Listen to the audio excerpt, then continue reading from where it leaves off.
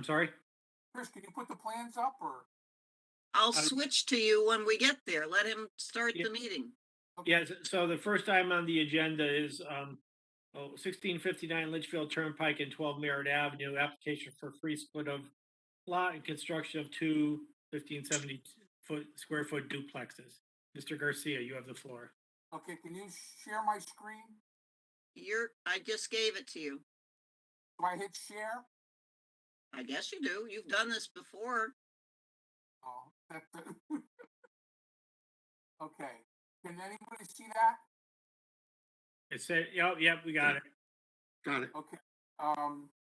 The owners of this parcel want to build two duplexes. So what we're proposing to do is come in off of Merritt Avenue with one driveway here, then come in off of Merritt Avenue with a second driveway here.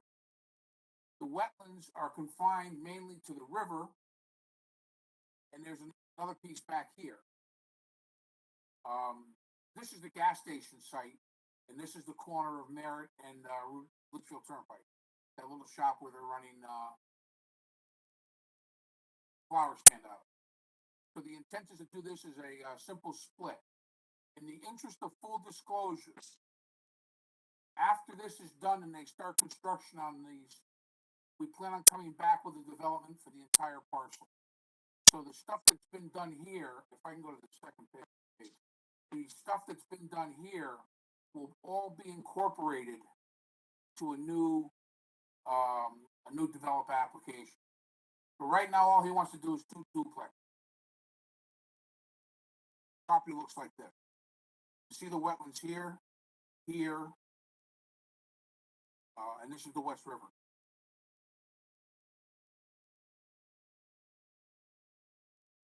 It doesn't look like the planned building right now anywhere near the review area.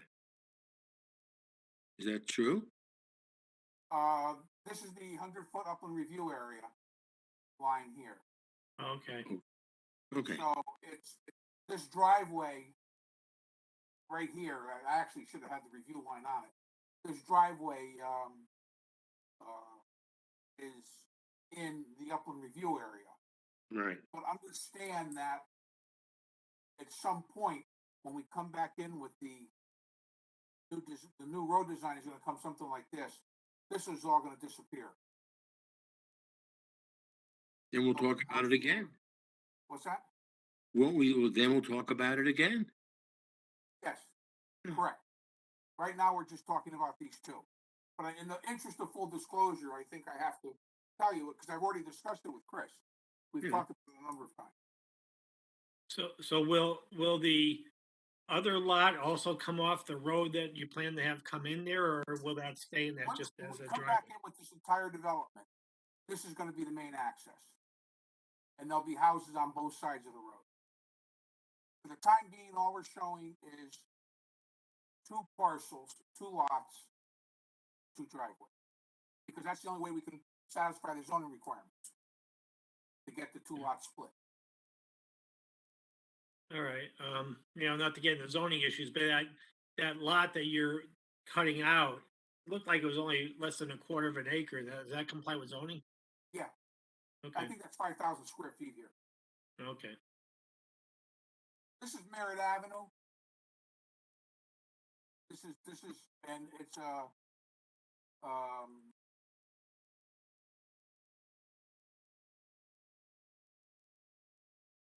4,000 square feet. Okay. All right. It's not our issue, but I was just curious. So.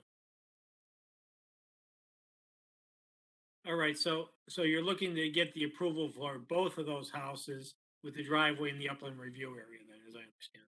Correct. That with this driveway to lot 2 in the upland review area. But understand, just in the interest of full disclosure, this driveway will probably never be built like that. Because the new road's going to come in right here. And it'll be serviced right off the new road.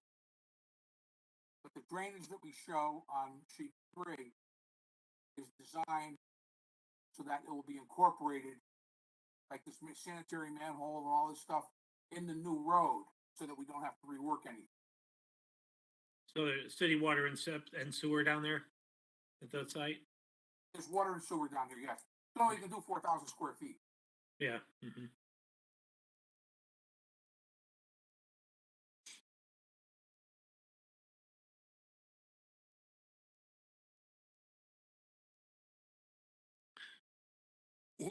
Where's the wetlands again? The wetlands is on sheet 1, and it is adjacent to the river. This is the West River, and this is the Merritt Parkway right away. And there's a hunk of wetlands up in the back here. This is higher.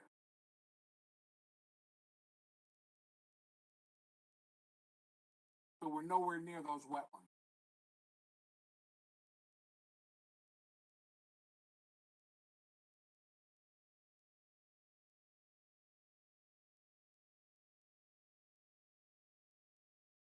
I don't see an issue now. Maybe when you come in with the road and the other houses, there'll be an issue. Yeah, I agree with that. I agree with that. Yeah. Chris, do you want to handle this administratively since it's outside the wetlands, or do you want us to just bump it till next month for approval or consideration? I If should you're say. comfortable with it, I can handle it administratively.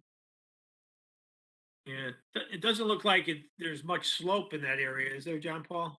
It's relatively flat. It slopes from right to left. So it's sloping towards the river. Yeah. Mhm. Looks to be about 4 or 5 feet. Yeah, this is elevation. Let me see if I can blow this up a little bit. I think about Yeah, here's 84. elevation 81, and we've got the house at elevation 83.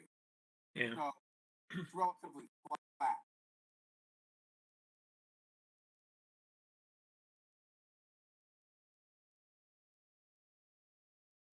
It doesn't look very complicated to me. What does everybody else think?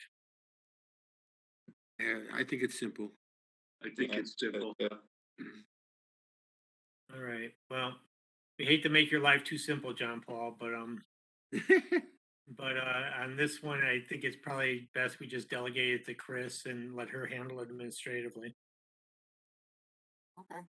Unless anybody else has any questions, do we have a motion to have it handled administratively by Chris? So moved. Okay. Do we have a second?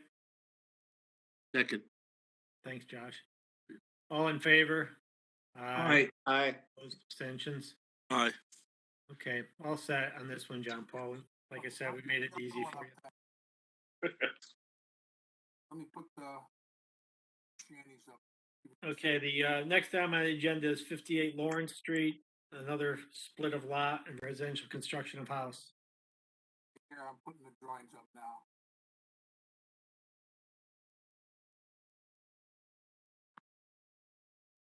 Anybody see this? Yep. Okay, what this is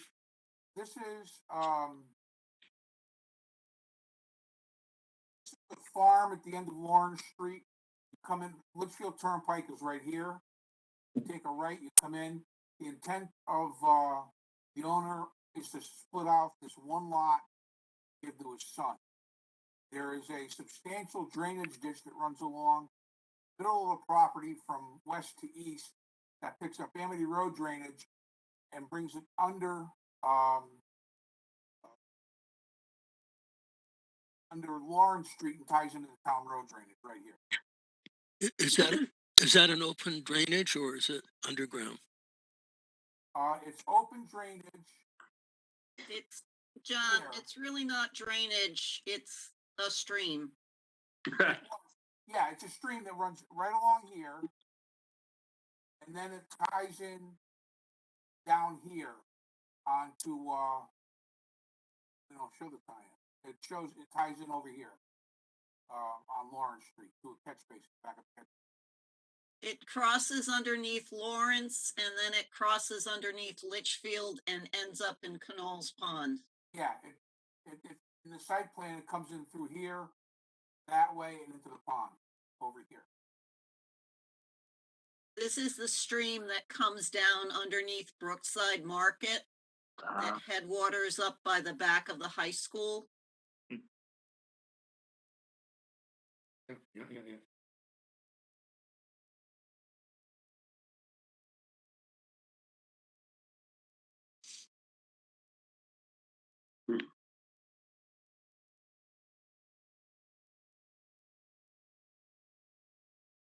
So where that passes through the property, Right here. okay?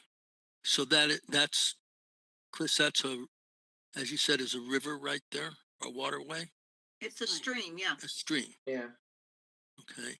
And where is the proposed house or duplex or whatever it's gonna be relative to that? About 25 feet from the corner to the edge of the stream.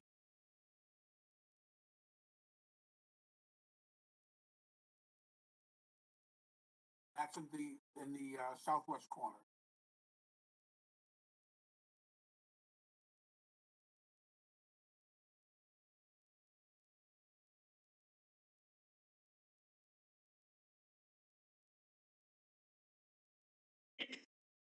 And the lot pitches from northwest to southeast. This way. Why we have the erosion control barrier here. John, do you have a mic you can use? You're very faint. I don't get that too often. How's that, better? Not really, but okay. I'm sorry, it's the best. How about if I try this? See if I don't know, that's the best I got, Chris. Okay. That's a little better. So is the wetlands just the limit of the water course, or is there something beyond the water course? It's my understanding that's the limits of the water course. It's a dug ditch.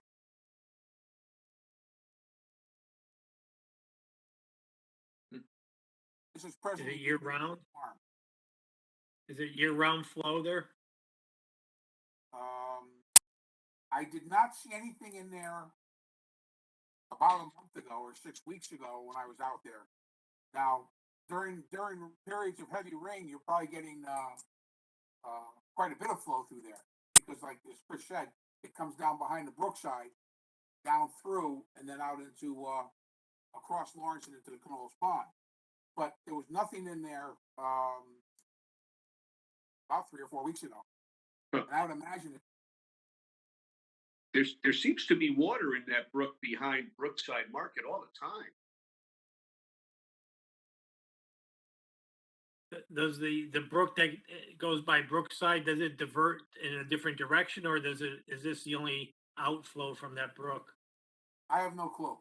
To the best of my knowledge, this is the only outflow because it goes underneath Amity and then it dives down the hillside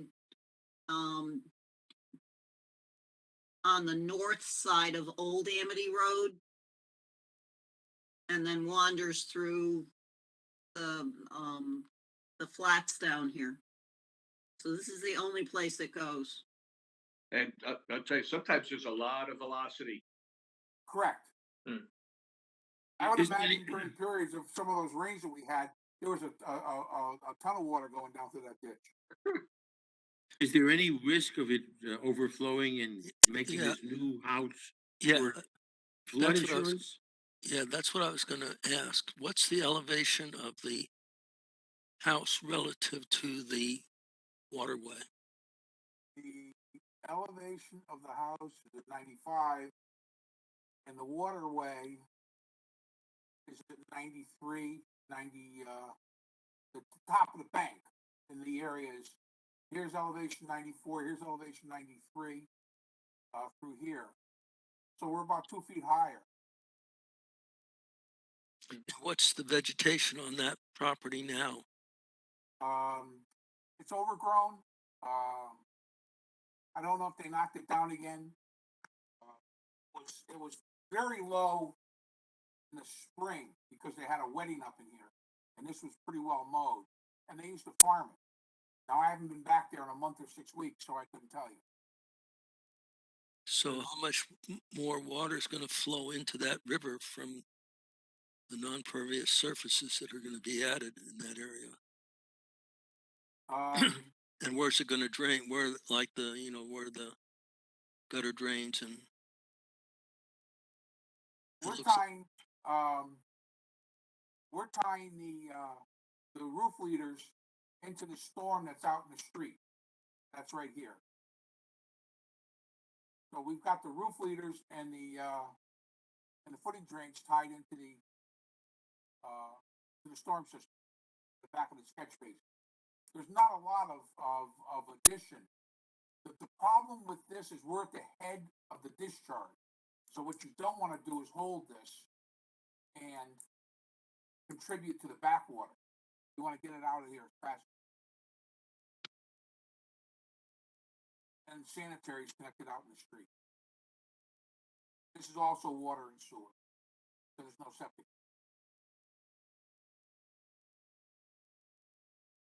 and what's the likelihood of any sort of flooding from that stream?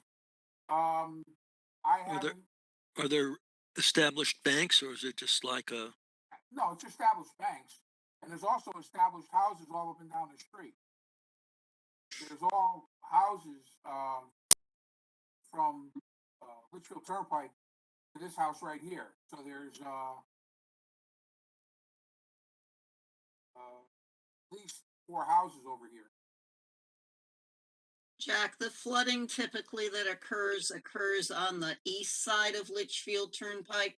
The houses where the stream runs through that are closest to Canals Pond, they get inundated. Is that Warren Lane or something? Yes, That's right here. This 25-foot setback from the corner of the house to the water course. That's just, that's awfully close, and we haven't even factored in a lawn yet. And I'm just concerned that the human activities on the property are going to end up impacting, the water course, the water quality, I suppose, especially if we have, pesticides or some kind of lawn treatments, things like that. This lot's going to be cleared, so it's going to end up injecting more water into this water course for downstream flooding problems. So this is a tough property. This is currently a working farm, and it has been since I've known it. This goes through the middle of a property. There's houses on both sides. I think the assessor's map that we sent over actually shows it.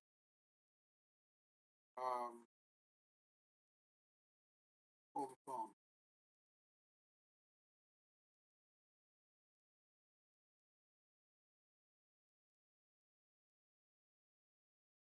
Yeah, it goes in between this house and this house. It cuts right in through here and then goes under Litchfield Turnpike and then exits over right north of Warren Road. And that's on the assessor's map that we showed you, that I think, which we included as part of the application. So it's actually a little farther away than these two. This two, it goes right through here.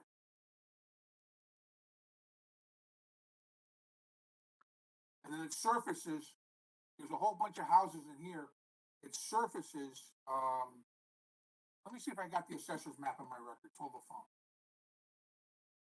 John Paul, are you able to pull up a Google map of that area? Could we see an aerial view of that maybe? I just put it up. Here it is right here. Can you see this? This is the town, this is the town assessor's map, and you can see we're right here. This goes into a pipe right here in between house 6 and 8, under Lawrence Street. It surfaces again behind 7. It stays surface all the way over to the north of Warren Road and dumps into Knowles Pond. Back up for a minute. Where does the underground start? The underground starts in between 6 and 8, right behind the house. Here's the two houses on 6 and 8, and that's where it goes underground into a pipe. Crosses under Lawrence Street, and then resurfaces again in the backyard of 7. Goes diagonally across 7 to 6 Raymond Street, across Raymond Street, surfaces again in 5, diagonally across Litchfield, behind the house on Warren Road, and that ditch is visible, and then it dumps into the Knowles Pond right here. So And where's the we're new? actually a little better than most of the houses on Raymond and Lawrence and Warren. And the new property's going The new lot is right here. right in that corner.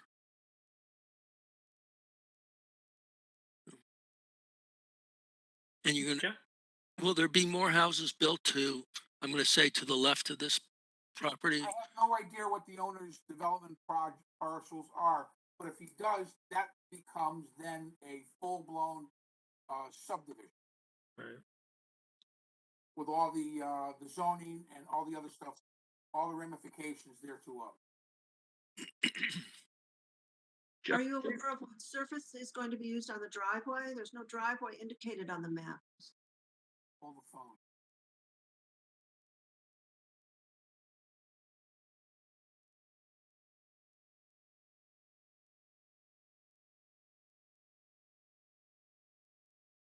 Yes, there'll be a driveway here. I apologize. I don't know how that got left off. But there's a driveway right here. Oh, way over there. Okay. This is the garage here. Okay, so any drainage from that could be handled over into the storm sewer somehow. I'm sorry, what's that? The drainage from the driveway would be aimed toward the street. Yeah. But again, there's not a lot. John Paul, John, that's not a flood zone down there, is there? Sure. Hold the phone. Not on that particular part, I don't believe. Okay. We would have it in our notes. Property information. No.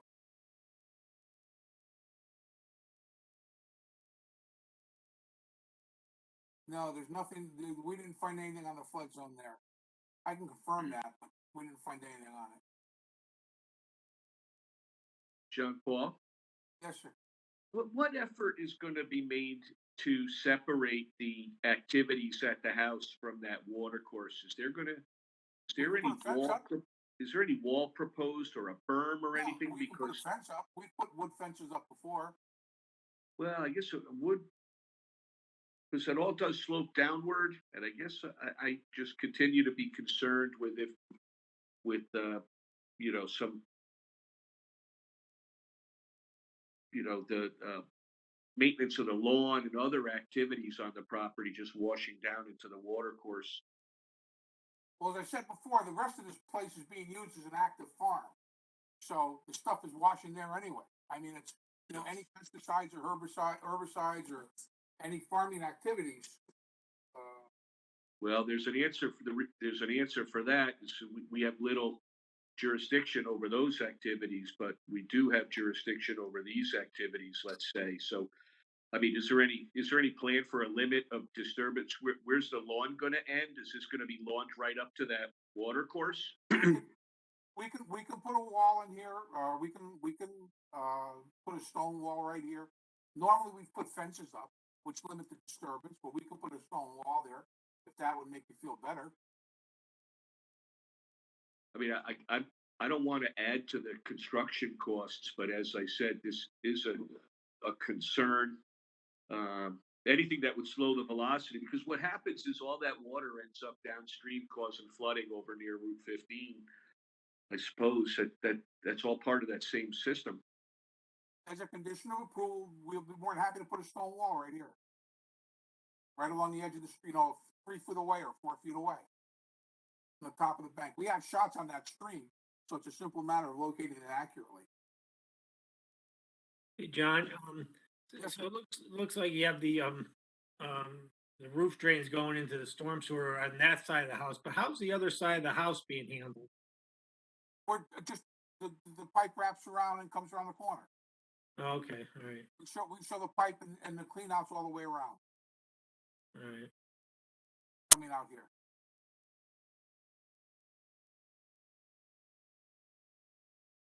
I don't know, this one's a little bit more challenging than the last one. I'd almost like, kind of like to get Jim Preddy's thoughts on it and see if there's something else we should be doing here. Yeah, absolutely. We need to. Yeah, good No point. problem. If you like, I'll send these to him tomorrow morning. Yeah, and we'll get Jim's thoughts on what else might be done to, mitigate the impact on that, ditch, stream, river, whatever you want to call it, in the back of the house there. Would you want me to show, what I'll do is I'll see what we have in here for spot shots, and I can show a wall here or something. And I'll send this over to Jim Preddy for his review.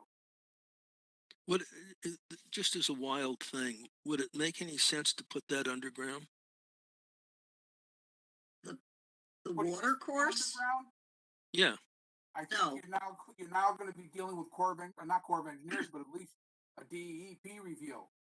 And that becomes a major watershed design. This becomes a real, this becomes a real intricate design because, as Chris said, it comes from way up on top. This is a big watershed. And shouldn't we frown upon, culverting these things anyways? Yeah, I think that's always been frowned upon. Yeah, I guess and I don't know how we'd get the information, but I'd be really curious to know how, when it really rains hard, where does all the water go that goes through that area, and how far out of the ditch bed the water goes. You want Even to know if there's overflow down here. pardon me. You want to know if there's overflow down here. Yeah, and because one of my concerns is putting a wall there. I mean, yeah, it'll knock the water on the other side and inundate the farming part of the property more. But I just don't. There's always unintended consequences of changing the way things are now, and you know, I don't know. That's why I wanted to have Jim's thoughts on it, basically. yeah. How wide is that water course? Is it? It's approximately 4 to 6 feet. But again, I have shots on it. I'll indicate it. Width and depth.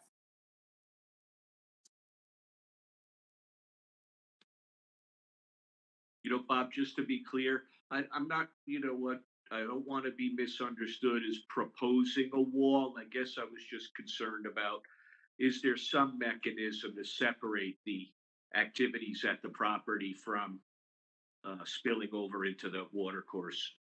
Yeah, I totally understand that, because that's my concern too. We're trying to balance the development of the property, the impact of that on that water course versus the impact of anything we do to try to mitigate the impact. So it's And walls sometimes really mess up the flow of the water, but certainly a split rail fence wouldn't. Yeah, Right. we've done fences before. A lot of places in town.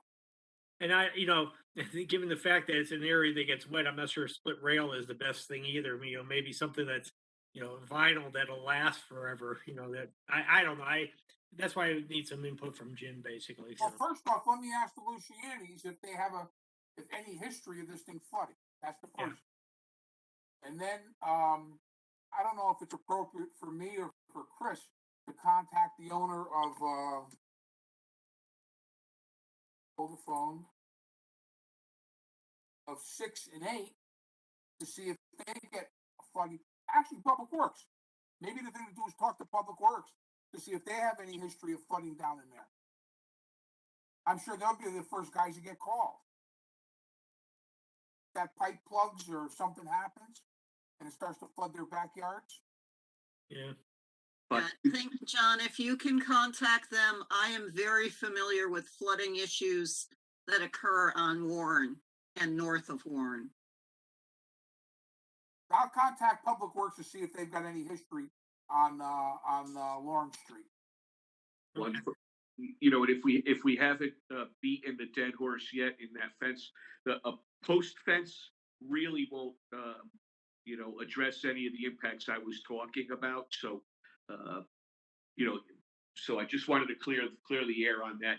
Keeping people away from the water course really isn't what my concern was. So I just wanted to be heard on that. That a split rail fence or so, I think, does little to protect the water course from the activities at the property. So Yeah. maybe there's another solution. I don't know whether it's in contours or creating some grade.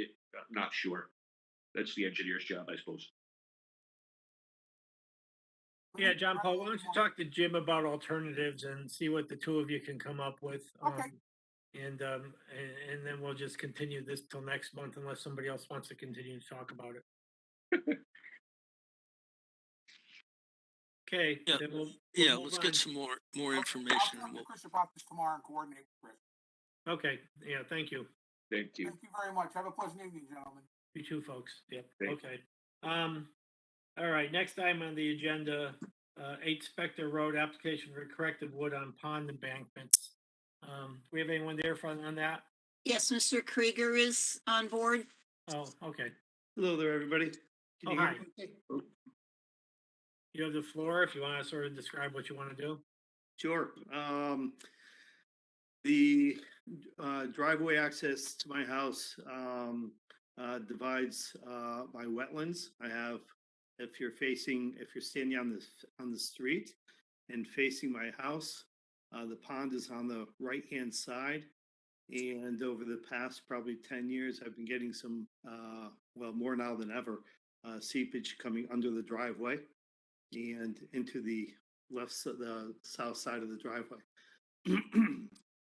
So the idea that I have is to um, reinforce the embankment because I have a bit of erosion there, and use bentonite as well to stop the seepage. And you'll see a plan in some of the paperwork that we've submitted and hopefully build up the water level. The pond is empty and it has been for some time. A couple of weeks ago when we had that massive rainstorm, the pond was full. It was beautiful. 48 hours later, I only had a foot left. So the drainage is pretty substantial. And it's also, the erosion is starting to creep into the actual driveway. So I do have a concern about safety vehicles and heavy equipment coming up that driveway and the accessibility there. So I want to see if we can eliminate that. And I see the conservation district weighed in on the matter also, right? I'm sorry, what is that? The Oh, conservation Southwest district. Conservation District? Yeah. Yeah. Actually, Chris, the other Chris Sullivan, from the district there, came out and gave me a brief report that you might have received already. Yes. And by the way, they were fabulous. Listened, very thorough, gave me some great ideas. He actually suggested using the bentonite along with the plan that we had proposed. His feeling on the liner was that it wouldn't be inhibitive. He just thought it was an excessive expense for us. But if we chose to do that, he would still recommend using the bentonite as well.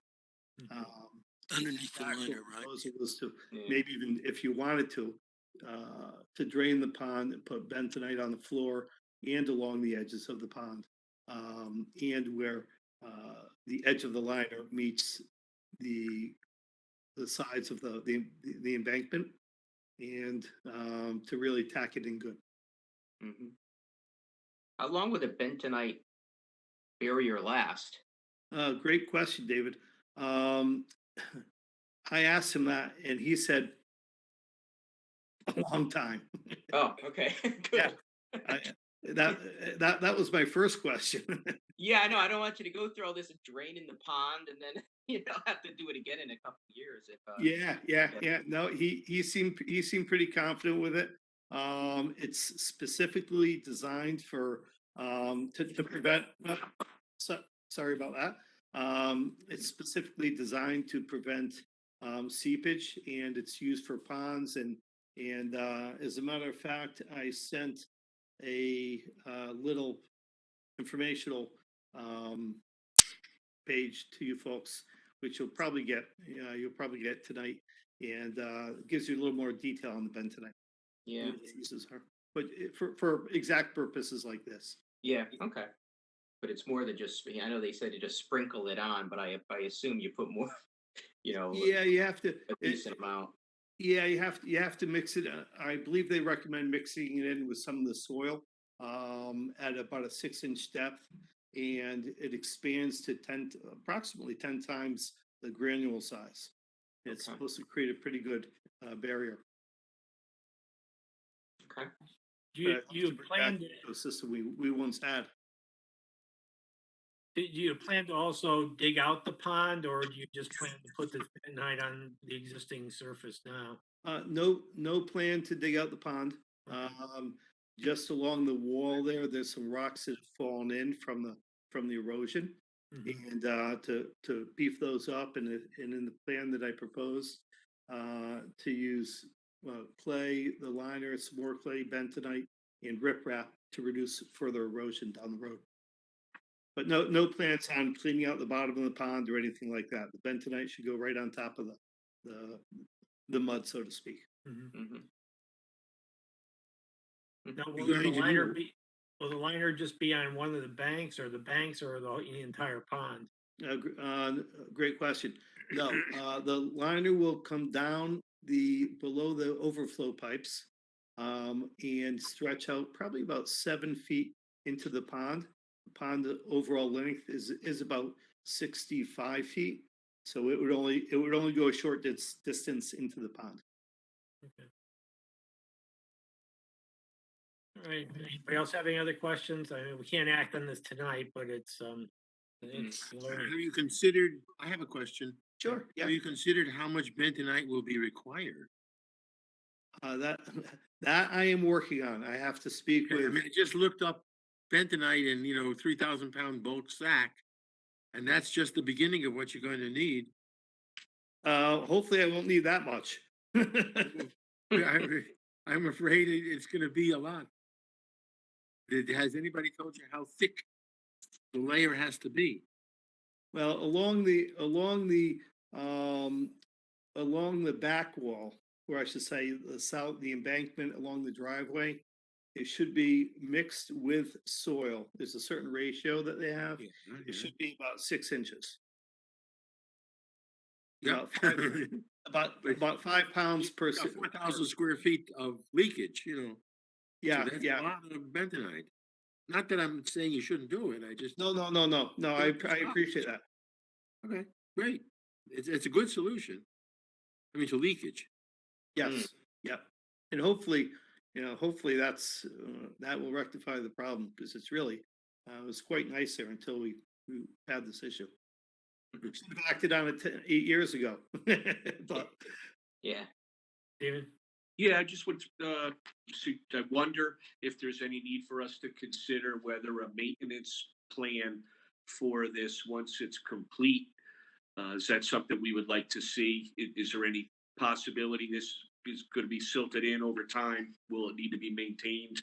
Should we impose some kind of a maintenance schedule?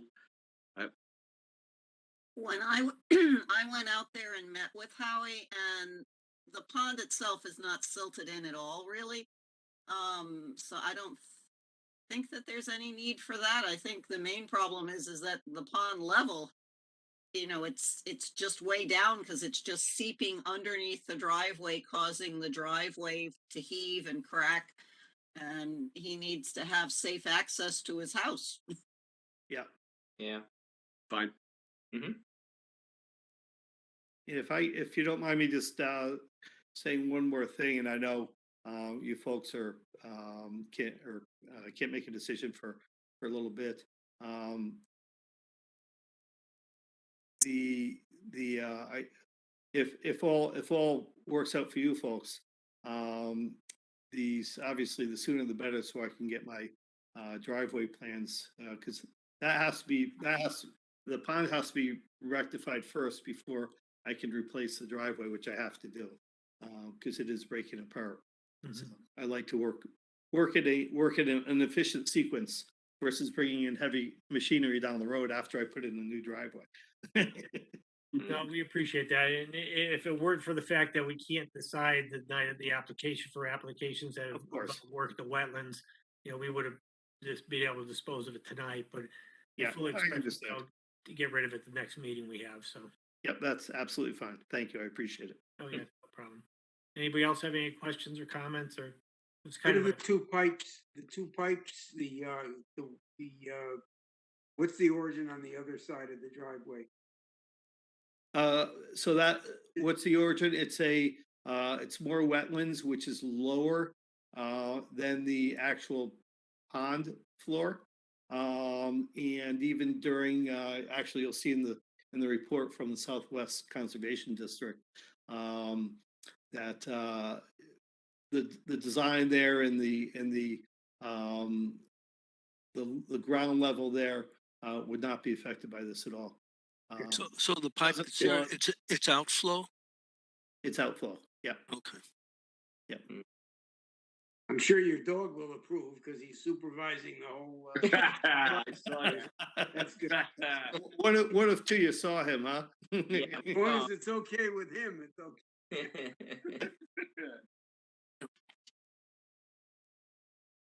all right. Anybody else have anything? I do not. Okay. Mr. Krieger, we will continue this till next month and we'll dispose of it then. Okay. Thank you for your help. Thank you. All right. Thank you. All right, moving right along. It was actually interesting to learn about Bentonite. I didn't know anything about that. Yeah. Um, Good.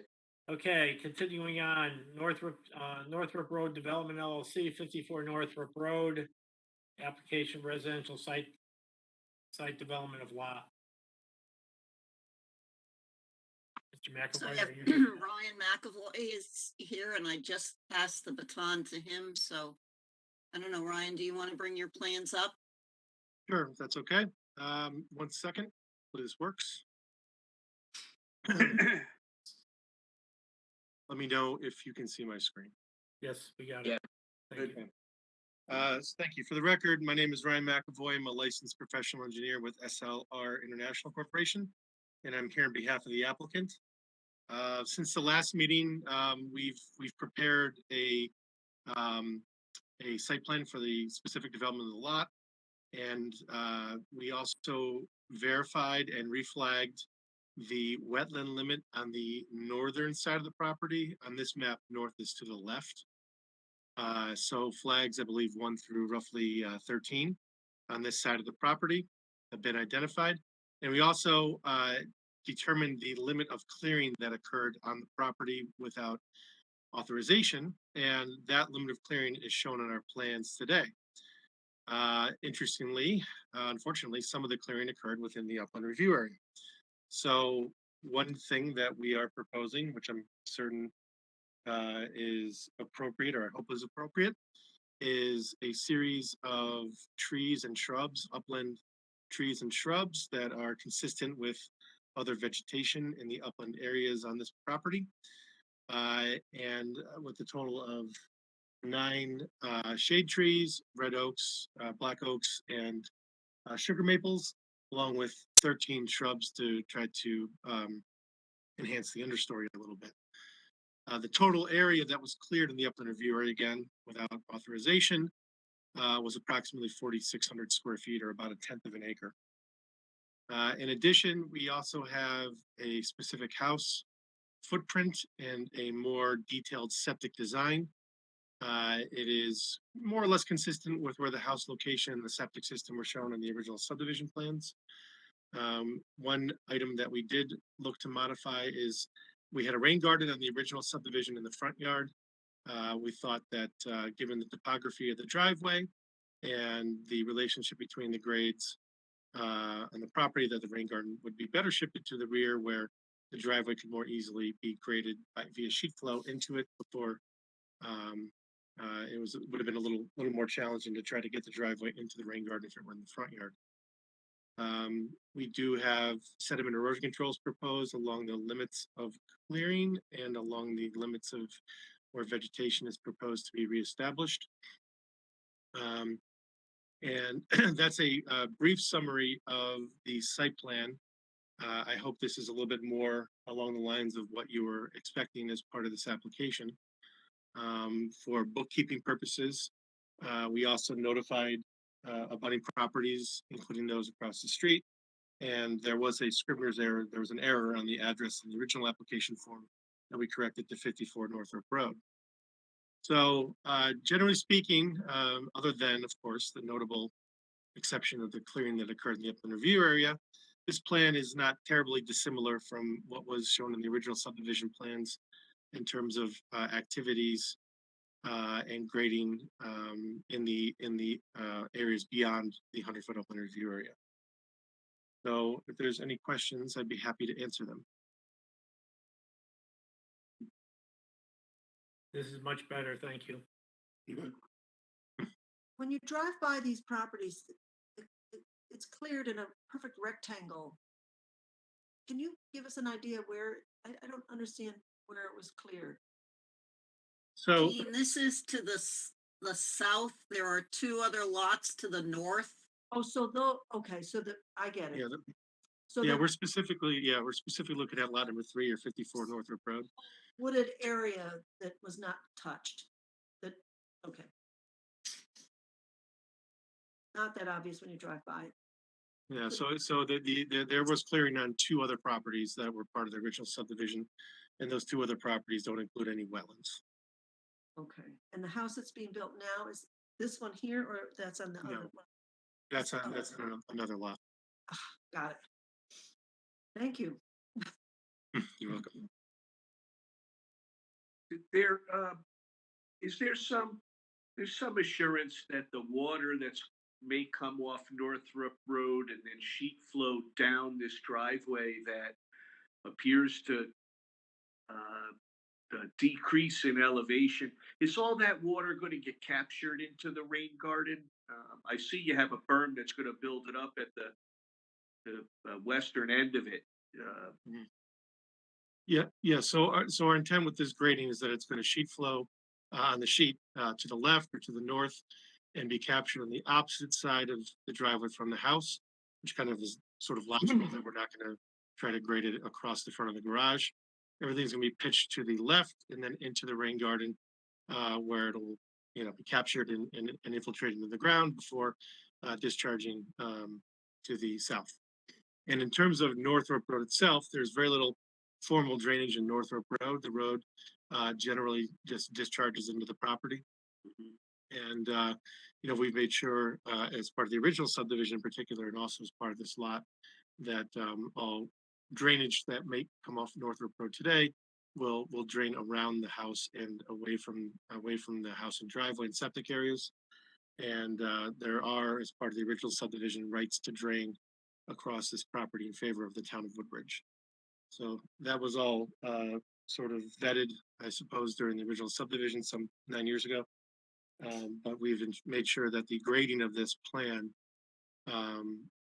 would continue that effort to keep road runoff and things of that nature away from the house and proposed improvements.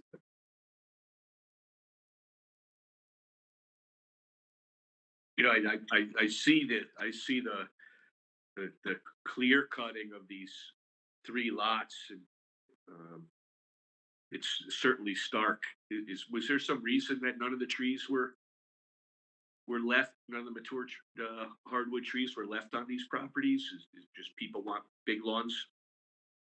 I wish the applicant were here to address that question, but I think they were just trying to probably save a little bit of money and have all 3 lots cleared at the same time, and You know, that's all I can guess. Hey, Chris, Ryan, I am. This is Bill Griffith. Oh, Bill. I'm the builder on the lots. I am on. Okay. And I will explain to you what happened here. These lots, as you can see from the clearing we did, are a lot of rocks and boulders, and the trees that were on here were not very good trees. And only in the front of a couple of lots were they, oaks and some good trees. And our way of building these days are to clear as much as we can because people do not want mold or moisture around their homes anymore. And we compensate that by doing quite a bit of a good landscaping job. And it makes everything look much better for the sale of these lots and for the owners who buy them. That's a good builder's response. Thank you. well, yeah, but a good builder should also be aware of conservation easements that are on his property. So, Well, let me tell you. Let me tell you what happened with that very briefly. Yep. There was I actually laid the ribbons out myself, and the operator of the equipment, the big equipment, just comes in and just cuts the trees not appropriate and gets away. There was also ribbons in back of that on the conservation area, and he didn't realize that the ribbons that I put up he was supposed to stop. He went to the other ribbon, and that's why we're trying to mitigate with these the new trees that we're going to put in there. That was a mistake. we appreciate that. Hey, Chris, I was just wondering, and the original subdivision approval, I don't have access to that here.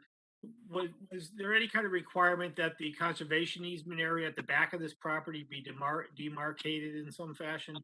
I'll have to go pull the file. If you give me a minute, I'll go grab it. Okay? No, well, okay, you don't have to. I mean, we could always, talk about it now, but you hate to have the same mistake repeated again, and maybe Steve's fence would be a good idea along the conservation easement line in the back there. Yeah, or at a bare minimum, certainly posts that alert the public or the owners that in one more step and they'll be encroaching into an upland review area. So, yeah, good point, Bob. Yeah. Well, it's even more than an upland review area. I've done that many times with 4x4 posts and signs on lots, so that's not a problem. That's what you like, we'll do that. Yeah, the signs I think would be a good idea because it's more than just a upland review area. It's a conservation easement in favor of the town. So Yes. Not a problem. but I do like your plan, and thank you for the detail on this. It's much improved, and it gives us a better idea of what we're dealing with here. Much improved, yeah. Mm-hmm. Yeah, and I apologize for last month. That, like I said, that was a misunderstanding on my part as to what the nature of the application was.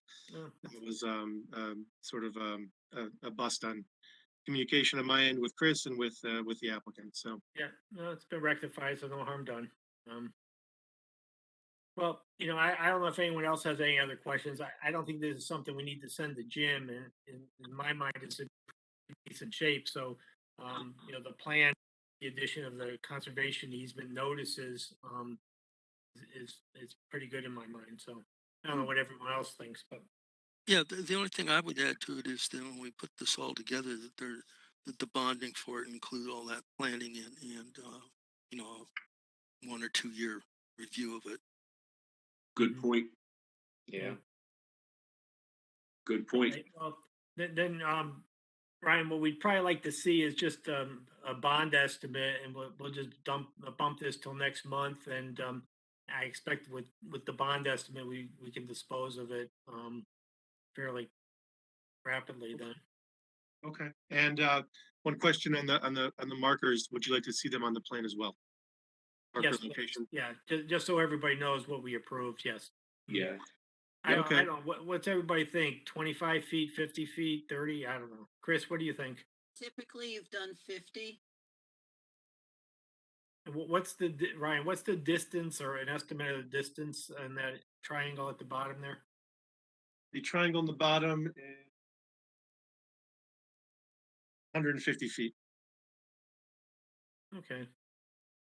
Well, I think 50 feet's probably good enough in my mind, but I'll And entertain any other thoughts.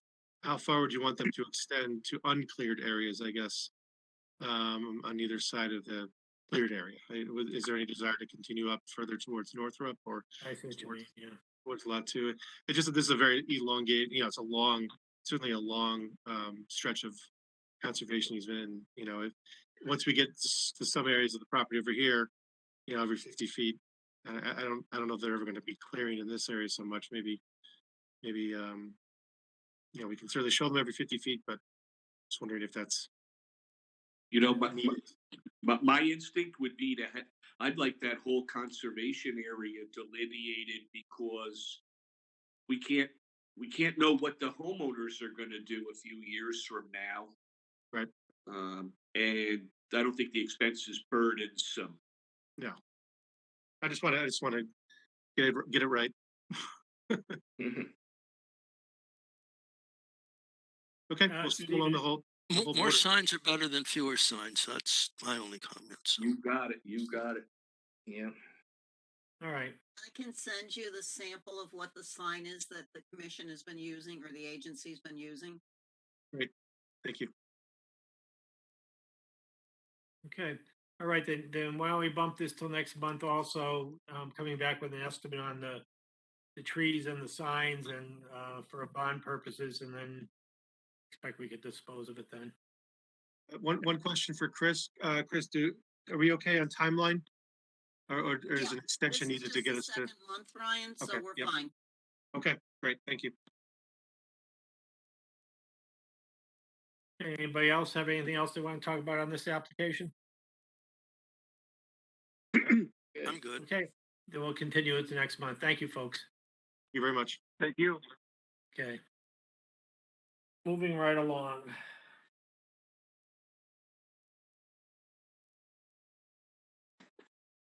Okay, we have the bond reduction request regarding 220 Seymour. Chris? What do you I've think? been out there. It's fine.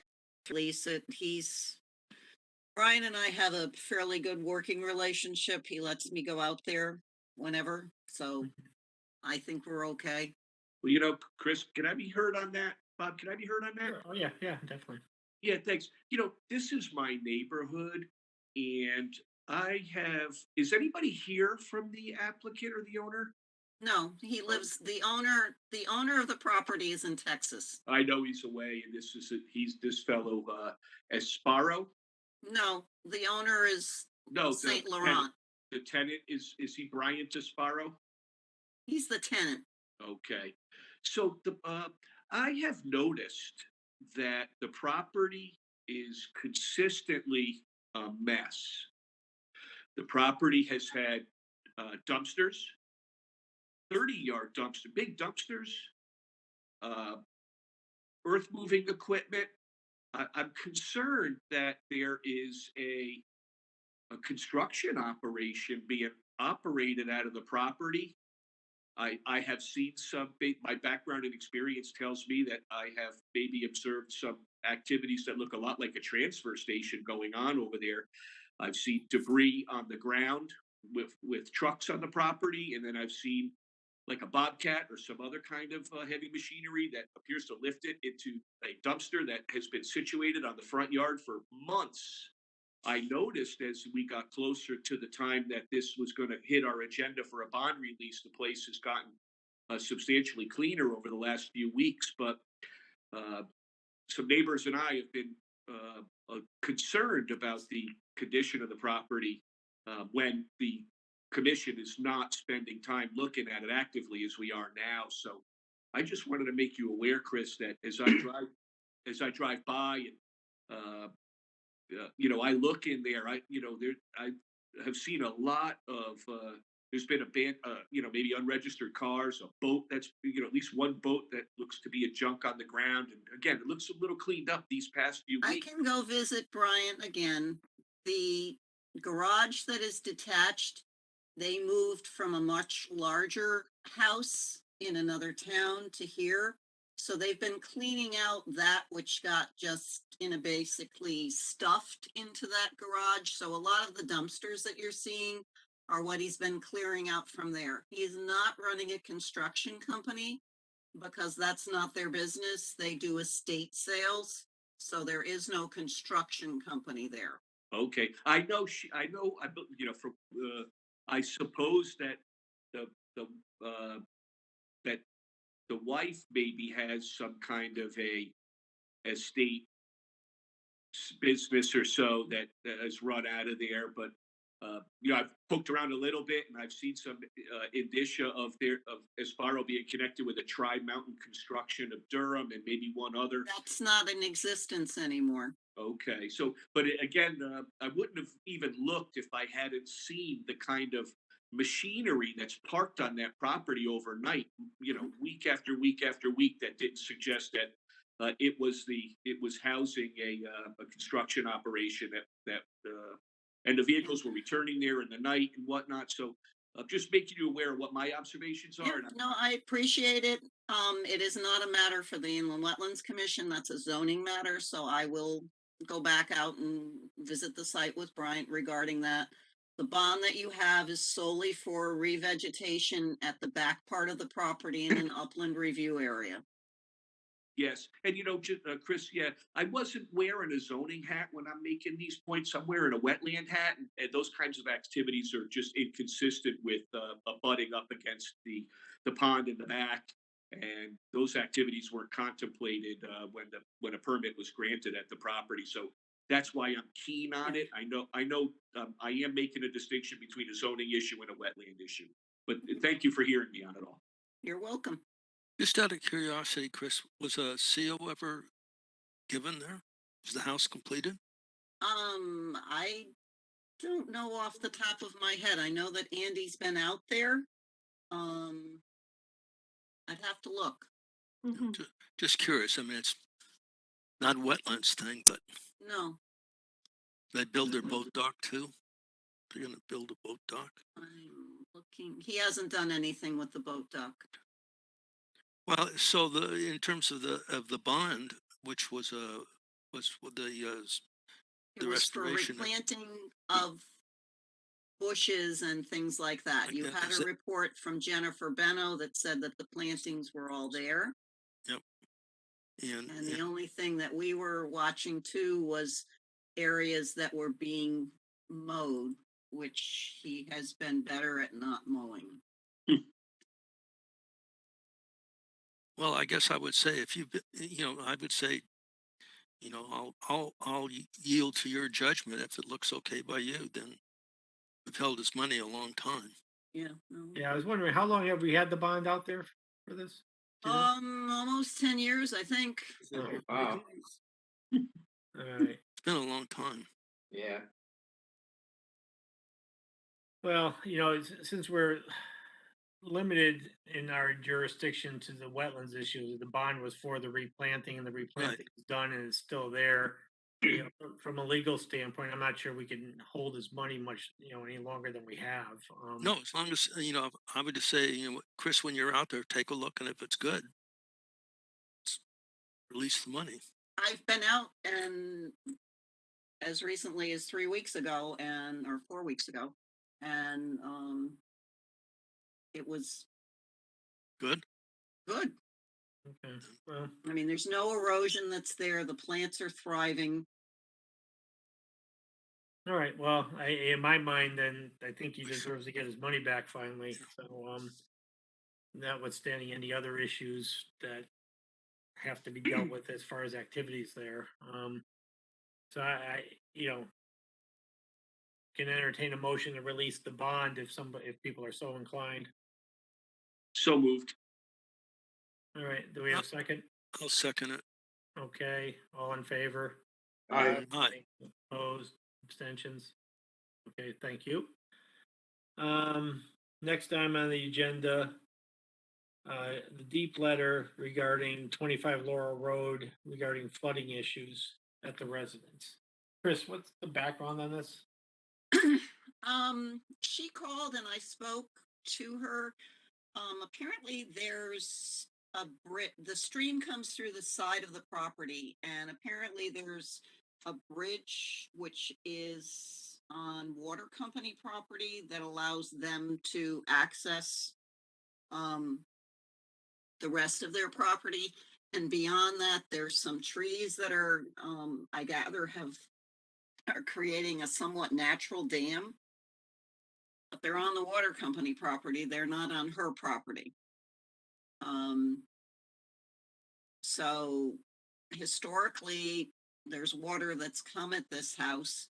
Clearly, we're experiencing climate change. We're getting more intense storms all the time. So she's getting more water thrown at her. I had encouraged her to speak to the water company on who's using the access and where the trees are blocking, to see if they would do something, but the letter is what you got.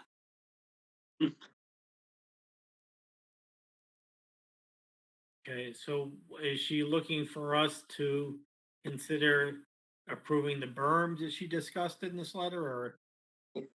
Yeah, no, I don't know what she wants. The letter just came, and so, I can invite her to come and talk to you at the next meeting if you want. If you want, I can ask her if you want to go out and look at the site so you can familiarize yourselves with it. Well, I'd almost rather just have her come in and with a proposal as to what she wants to do Okay. with some professional help to figure out whether it works or not, Yeah, that's what I was gonna say. She needs an engineer Mark, to delineate it and figure out what's needed, and I mean, you just so can't, the fix is a permanent one. yeah, Yeah, and again, unintended consequences of what the fix is, where, what happens to the water, where does it go otherwise? So anyway. There's an extensive wetlands downstream and also to the northeast. So one would think it would just go that way where it normally goes. But Okay. Well, I hate to have the agency be the one to make decisions rather than the applicants come in with their plans. okay. So I will ask her to engage a professional to come up with a plan that she can submit as an application to you for your review. Yes. Thank you. Okay, moving right along. Enforcement officer report. Chris, any problems we have to deal with? I sent you out 2 different things that have been happening since we last met. So, to the best of my knowledge, they've both been resolved at this stage of the game. But I wanted to pass to you what had come in and what I did. So no current open issues that we need to discuss then, correct? Not that I am aware of, no. Okay. Chris, great job handling that. I thought you were, you appear very sensitive to it and thorough in your review and reporting to us. Good job. Thank you. As always. So. All right. I guess the next time on the agenda is minutes. I didn't give you any. Oh yeah, that's right. I'm at the bottom of the pile. So Didn't read it, right? I guess I Before did we read 'em. adjourn, Bob, I'd like Yeah. to mention something for a minute. Sure, definitely. Whenever you're ready, I don't want to break in. No, go ahead. You have the floor. Okay, I briefly discussed this probably a couple of years ago, but I think in the past 2 years, this agency has spent an inordinate time in mitigating problems that could have been preempted. We've spent the better part of a year with this wolf tree, and now with Northrop Road, and the one that's got the most work is Chris.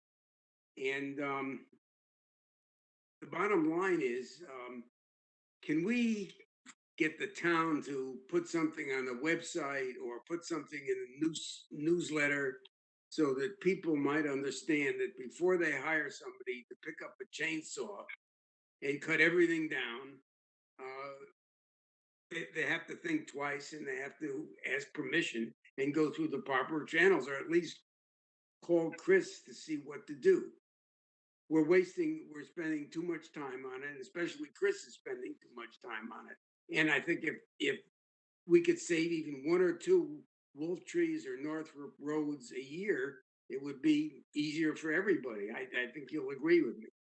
Yeah, Beth's email every Friday might be an appropriate place to bring that issue up.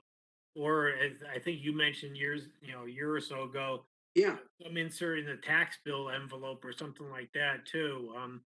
So I don't know. If you want, I'll talk to Beth about it and see, what her view on that is. But I think it's a point well taken that we haven't taken up that we should have. So. It could also even go into the, the newsletter. Yeah, right. Whatever we get every month or whatever. Yeah. Yeah. The mail. I'd like to add to that point is frequently, and I saw this when I was chairing the commission in another town. Frequently, the people who violate our regulations are the professionals who are hired by the homeowners who know or should know better. And I think that at some point it might behoove us to talk about penalties and fines for commercial operators who violate our regulations, who by virtue of their trade should know that there's something afoot at the properties that they're looking at. So, uh, and because if we did something like that, that could reverberate throughout the community, and at least maybe one professional might be deterred in violating our regulations and asking for forgiveness instead of permission. So, I saw that. So I've been following the town's activities. There was a violation that occurred over on Hemlock Hollow Road, Hemlock Hill, and that was, that breach of our regulations was conducted by a tree cutter, a landscaper who knew or should have known better. So he knew. They all know, Steve. right. So point is if we don't start meting out appropriate punishments or penalties, it's going to continue to happen. And Barry will have raised a good point in vain, and will continue to spend time trying to put the genie back in the bottle. So, and I'm not saying we should be a nasty commission or something like that, but maybe we should look at these more scrupulously on a case by case basis and find out is there some opportunity, or is this violation deserving of a penalty? So I think one of the problems, and we've discussed it before, it's really the homeowners that is the person that's responsible. Isn't that correct? well, not really. No, because if our regulations say any person who violates, so it doesn't have to be the owner. It could be the perpetrator. So we're not limited to penalties solely against the property owner. It is any person, and that's why the state regs and our municipal regs read that way. Stephen, did you adopt something in Hamden along those lines, or was there just a discussion of it? No, we actually did issue fines for violators and continuing fines. Very famously, over when Quinnipiac built on Rocky Top, the sports complex, there was a fellow who owned about 5 to 10 acres on the slope of the hill towards Shepherd Avenue in Hampton, and we levied fines, and it turned into a proceeding. But I'll tell you one thing: we got the perpetrator's attention. I believe the town collected on some or all of the fines. But so the point is if our regulations do not address penalties, and maybe I'll look at them and confirm it. But if they don't, then maybe we should consider revising them. And if they do, let's consider using them, and let's hold people accountable and let them talk about it at the Blue Check Deli in the mornings, and they'll all hear what has happened, and we'll spend less time, as I said, trying to put the genie back in the bottle, or resolving these violations. Thanks, I'm done. Okay. All right. Well, if you can, it might be helpful for you, just maybe for next month or the month after, just pull together whatever you did in Hamden, and we'll take a look at it, and then talk about it. So it's what we don't have here versus what we could have. So anyway. Thank you. Yeah. Sure. Yeah, I just think that something in the in the town newsletter or someplace on the website.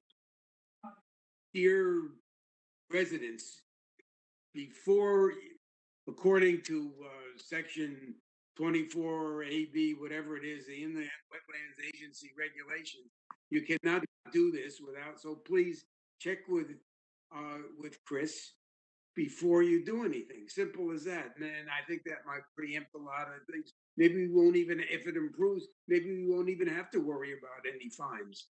So I hope that'll work. Yeah, no, it's a good idea, and Yeah. I'll definitely follow up with Beth and see whether she's willing to do something along those lines, so. You know, I hate to beat the point up, but you know, another thing too is just along the lines Barry's talking about is public outreach. To the extent that there are town activities or fairs or festivals or seminars or something like that, having a wetlands table with pamphleting or something like that, and maybe staffed by a commissioner or two to educate and talk about is also something that I have seen. You know, I've initiated, but that we could do too in the form of public outreach that way too. Be present at some of these things for educational purposes. All right, anything else anybody want to talk about tonight? How about going home? But we're already home. Anyway, I guess, you know, we're in orange now, so I guess we have to get the yellow for 3 weeks before we can meet in person again. So hopefully that will happen sooner than later. A lot easier with these maps to have them spread out on the table at the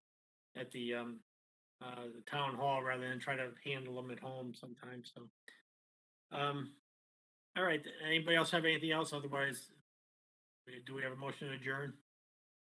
So moved. Josh, thank you. Do you have a second? Second. Second. Okay. Is that Barry? That was Barry. Yeah. Okay. All in favor? Aye. Aye. Opposed, abstention, 8:48. We're all done. Thank you, everyone. Appreciate it. Night, everybody. Good night. Right.